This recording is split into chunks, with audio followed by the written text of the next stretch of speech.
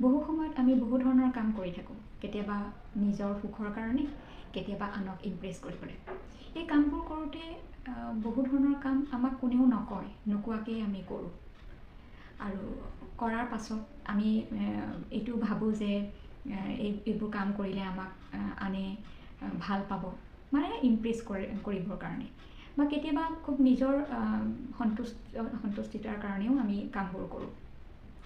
কামবোৰ কৰালৈকে ঠিকেই আছে, কিন্তু কামবোৰ কৰাৰ পাছত আমি আকৌ এক্সপেক্টেশ্যনো ৰাখোঁ।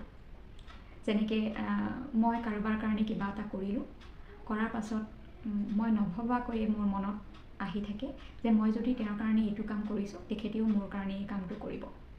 আৰু যেতিয়াই তেখেতে নকৰে, সেই কামটো একেধৰণে মই ৰিজাল্টটো নাপাওঁ, তেতিয়াই আমি দুখী হৈ যাম, যদি আমাৰ সেইটো ফুলফিল নহয়।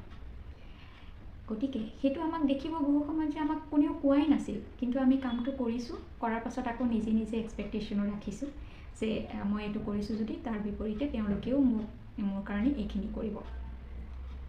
চ' এই এক্সপেক্টেশ্যনটো আমাৰ ছাবকনচিয়াছ মাইণ্ডত থাকি যায়, আৰু যেতিয়াই ফুলফিল নহয় তেতিয়াই আমি অসুখী হৈ থাকোঁ। এই অসুখী হোৱাৰ এটা কাৰণ এইটো, এক্সপেক্টেশ্যন ৰখাটো। গতিকে কাৰোবাৰ কাৰণে কিবা সেৱা কৰক, কাৰোবাৰ কাৰণে কিবা এটা কৰক অন্তৰ খুলি পেলাই, কিন্তু কোনো ধৰণৰ এক্সপেক্টেশ্যন নাৰাখিব যে আপুনি কৰিছে বুলি তেখেতেও আপোনাৰ কাৰণে কৰিব। তেতিয়া দেখিব আপোনাৰ ওচৰত সুখেই সুখ হৈ থাকিব, আপুনি সদায় ফূৰ্তিত থাকিব পাৰিব। কৰি চাবচোন।